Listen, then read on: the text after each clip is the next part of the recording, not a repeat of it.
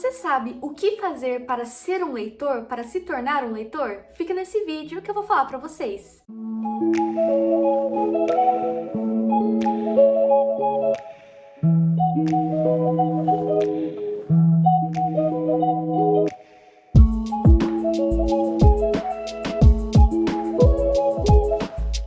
Primeira coisa, você sabe o que significa ser um leitor? Ser uma pessoa leitora? Significa uma pessoa que lê. Ou seja, você não é mais ou menos leitor porque você lê clássicos, ou porque você lê histórias em quadrinhos, porque você lê mangás, porque você lê, enfim, qualquer tipo de livro, livro de fantasia, romance adulto, tudo isso se enquadra na leitura. Então, para ser um leitor, basta ler.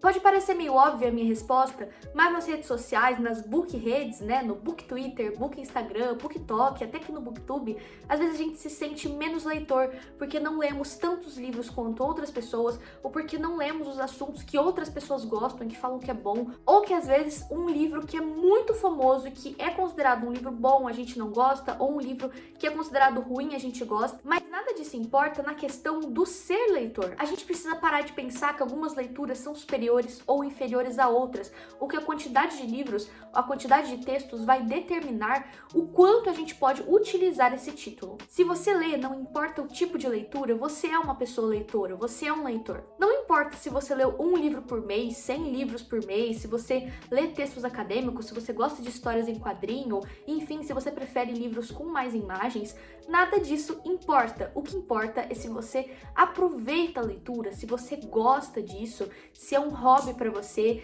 se você acha isso interessante, e não porque você lê aquilo obrigado ou porque você detesta ler, sabe? Que se você é uma pessoa que detesta ler livros, se você não lê nada, nunca leu nada da vida, aí sim você é uma pessoa que não é leitora, porque você não lê nada, você não gosta, você não suporta isso, então você não pode se considerar uma pessoa leitora. Mas se você lê, não importa o que, você é sim um leitor. E parece que eu fico batendo nessa tecla, uma tecla muito óbvia sobre esse assunto, mas para algumas pessoas é muito difícil aceitar isso. A gente vê que tem grupos, principalmente no Facebook, de pessoas que se acham o máximo porque leem clássicos e desprezam todo outro tipo de leitura. Eu já ouvi pessoas falarem, inclusive na minha frente, que todo livro que não é um clássico ou que não é de determinado autor é uma leitura fútil, é uma leitura inútil, é uma leitura lixo, ou seja, esse tipo de livro não deveria existir, o que é uma grande mentira. Cada tipo de livro, cada tipo de texto é feito com um objetivo e para um tipo de leitor. Por exemplo, livros acadêmicos, textos acadêmicos são feitos para a gente aprender algo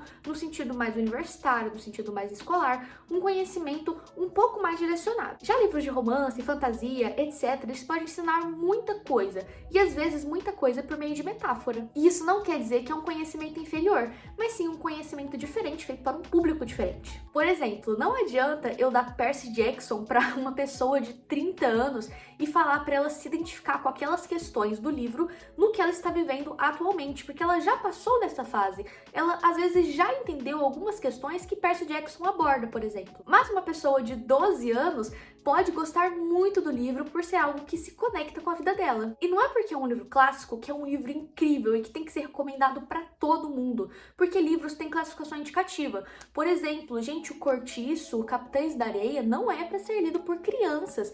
Além delas não entenderem muitos contextos do que está no livro, aquilo não é para a idade dela, gente. Crianças devem ler livros infantis, crianças devem ler livros com imagens, crianças devem ler, sei lá, Turma da Mônica, Diário de uma Banana, Querido Diário Otário, qualquer livro, gente, que seja infantil.